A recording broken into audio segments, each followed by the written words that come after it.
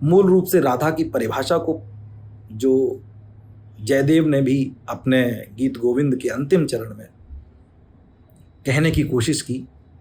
दृष्टांत यह है कि जयदेव जब अपने गीत गोविंद का अंतिम चरण लिख रहे थे, उसमें समाहार कुछ यूं होना था कि कृष्ण नृत्य करते करते राधा के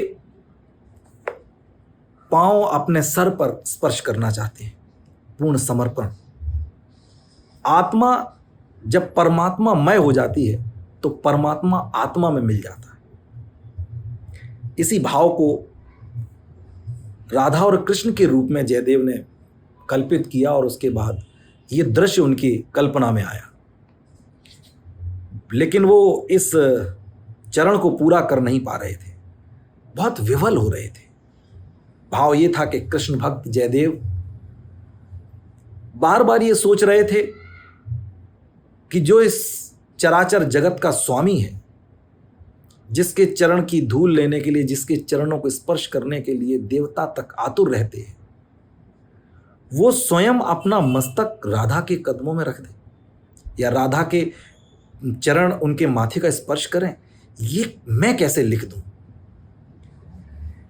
अपने ईश्वर की महिमा को कुछ कम होते हुए महसूस करके वो कांप जाते थे और इस चरण को पूरा नहीं कर पा रहे थे। बहुत विवल थे। अपनी पत्नी पद्मा से बात करते करते उन्होंने कहा कि मैं बहुत परेशान हूं, ये असमंजस की स्थिति बनी हुई है। तो पद्मा ने कहा, स्वामी, जिसके महिमा को आप गा रहे हैं, जिस परमात्मा की महिमा, मुरली मनोहर बंसी वाले की महिमा को, आपके धर्म संकट को भी वही दूर करेंगे।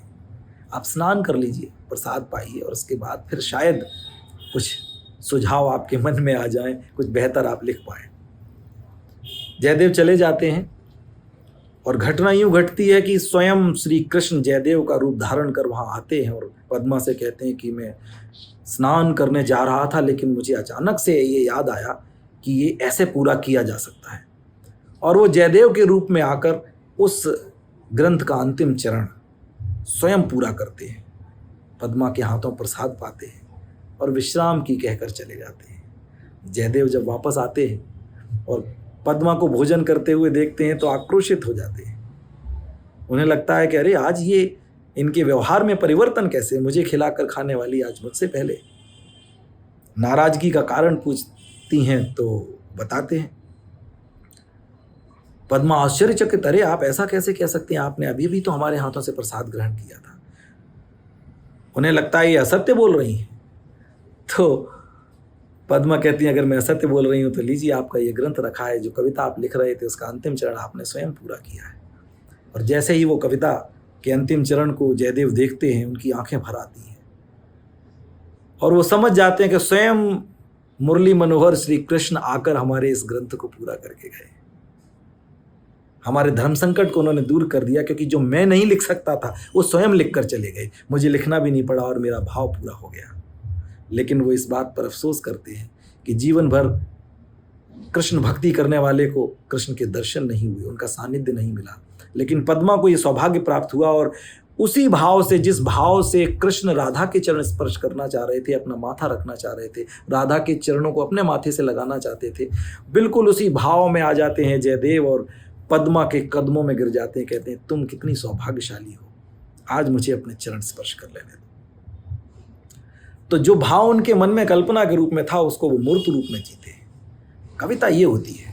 कविता कल्पनाओं से आते आते इस तरह से आत्मसात हो जाती है कि ऐसा लगता है कि हमारे साथ घट रही है उसकी हर चीज।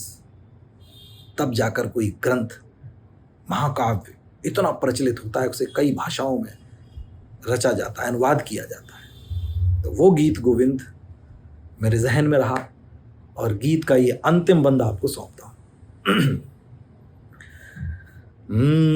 मन है मधुवन सदृश, तन है ब्रज भूमि सा। मन है मधुवन सदृश, तन है ब्रज भूमि सा। मन है मधुवन सदृश, तन है ब्रज भूमि सा। मन है मधुवन सदृश, तन है ब्रज भूमि सा। मन है मधुवन सदृश, तन है ब्रज भूमि सा, बांसुरी की तरह सांस की भूमिका, बांसुरी की तरह सांस की भूमिका। इंद्रियां जस रहस नृत्य रत गोपियां, इंद्रियां जस रहस नृत्य रत गोपियां, आत्मा राधिका एक अभिसारिका, आत्मा राधिका एक अभिसारिका। राधिका राधिका राधिका राधिका, मुक्ति की कल्पना भक्ति की अल्पना, मुक्ति की कल्पना भक्ति की अल्पना, उस परम ब्रह्म की पूर्ण परिकल्पना, पूर्ण परिकल्पना। शाश्वत सत्य है बस यही सृष्टि का, शाश्वत सत्य है बस यही सृष्टि का। राधिका राधिका राधिका राधिका राधिका राधिका राधिका राधिका राधिका राधिका राधिका राधिका।